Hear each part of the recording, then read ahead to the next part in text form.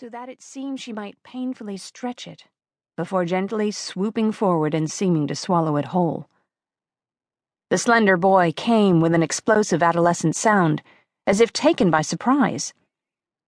The cameraman, or woman, it was difficult to picture a girl behind the camera, swung the lens up to capture the boy's face, which, with a start, Mike Borden recognized. He had assumed when Kasia had solemnly handed him the tape just an hour earlier, saying to him in an extremely sober tone, "I think you should take a look at this," that the tape was simply confiscated pornography. Not that the tape wasn't pornographic. Something a dorm parent might have dealt with.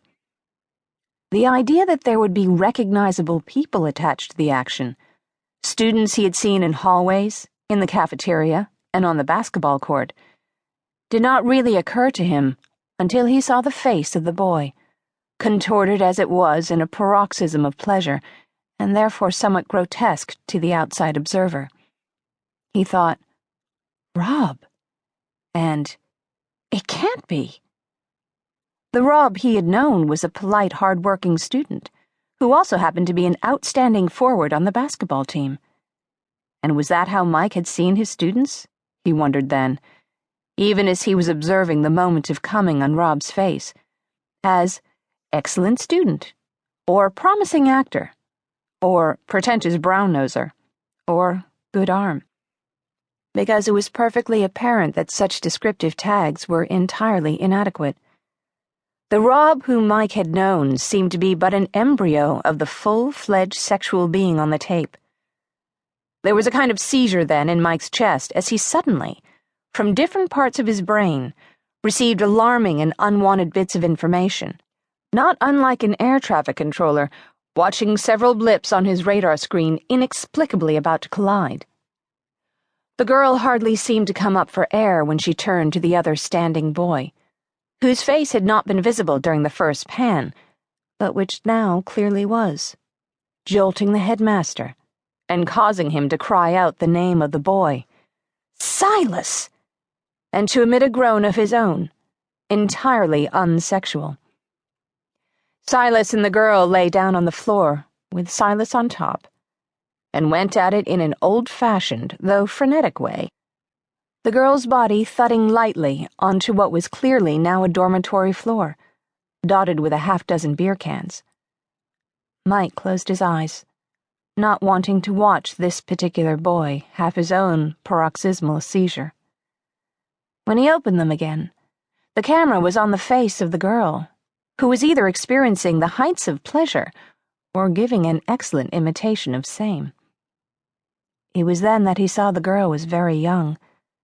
Very, very young. The number 14 floated through his brain, though he didn't at that time know her name. It was not unusual for the headmaster not to know all of the students by name, particularly the underclassmen who hadn't yet distinguished themselves, which Mike was pretty certain she had not. He suddenly wondered how many other persons, faculty or students, had watched this performance on the tape, this particular worry marking perhaps the worst moment of his life to date, though far worse was yet to come. Groping for the camera, he found and pressed the pause button. He was on his knees in his empty house, his breath tight, causing him to put his hand to his chest as if an angina attack might be coming. That any number of people might already have seen the tape was creating in Mike what felt like a temporary heart stoppage, but what was really a temporary brain stoppage, his neurons refusing to fire, or whatever they did, connect, because he couldn't process another thought, the last having been too awful to contemplate, with its attendant images segueing into the words police, and rape, and alcohol, and press, none of which any headmaster wanted in any sequence, in any sentence. It seemed important then to focus on the girl, to determine how willing a participant she'd been in this thing that he was witnessing. Since he didn't have the heart to rewind and review what had gone before, he poked play, wishing he could slow down the action.